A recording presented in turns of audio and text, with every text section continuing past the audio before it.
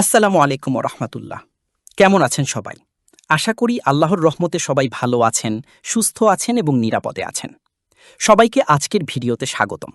আজকের ভিডিওতে এনটিআরসিএ এর ১৯তম শিক্ষক নিবন্ধন বা নবম শিক্ষক নিয়োগে কতগুলো পদে বিজ্ঞপ্তি দেয়া হবে সে বিষয়ে বিশেষ আপডেট দিব।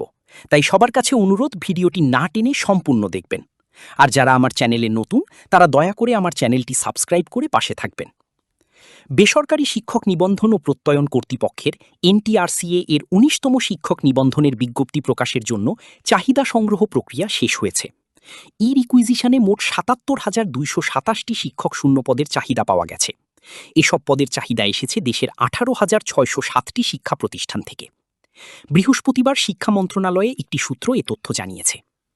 এদিকে এনপিওভুক্ত শিক্ষক শূন্যপদের চাহিদা দেওয়ার সময় আরও ৩ দিন বাড়ানো হয়। নতুন সূচি অনুযায়ী ১৫ এপ্রিল রাত ১২টা পর্যন্ত চাহিদা দেয়া গেছে, তবে ফি জমা দেয়া গেছে আজ ১৬ এপ্রিল পর্যন্ত। গত ৩১ মার্চ অনলাইনে শিক্ষক শূন্যপদের চাহিদা দেওয়ার এই কার্যক্রম শুরু হয়।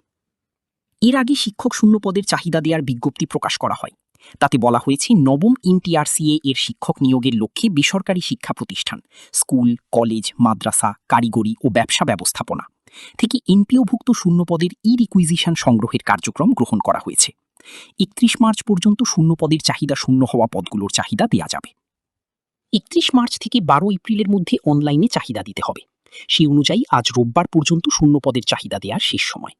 অনলাইনে চাহিদা দেওয়ার পর পরবর্তী ২৪ ঘন্টার মধ্যে ফি ২০০ টাকা জমা দিতে হবে। এনটিআরসিএতে নিবন্ধনকৃত সব শিক্ষা প্রতিষ্ঠানকে অনলাইনে চাহিদা দিতে হবে। আগে জারিকৃত কোনো নিয়োগ বিজ্ঞপ্তির আওতায় অনলাইনে চাহিদা কোনোভাবেই বহাল থাকবে না। অফলাইনে, হার্ড কপিতে অথবা মেইলে কোনো চাহিদা গ্রহণযোগ্য হবে না। এনটিআরসি এর আইন ২০০৫ এবং পরিপত্র অনুসারে এনপিওভুক্ত শূন্যপদের ক্ষেত্রে ই রিকুইজিশন করা বাধ্যতামূলক। অন্যথায় প্রতিষ্ঠান প্রধান ও প্রতিষ্ঠানের এনপিও বাতিলকরণ সহ আইনি ব্যবস্থা নেওয়া হবে। এটাই ছিল এনটিআরসিএ এর ১৯তম শিক্ষক নিবন্ধনের বিজ্ঞপ্তিতে কতগুলো পদে নিয়োগ দেওয়া হবে সেটার বিস্তারিত।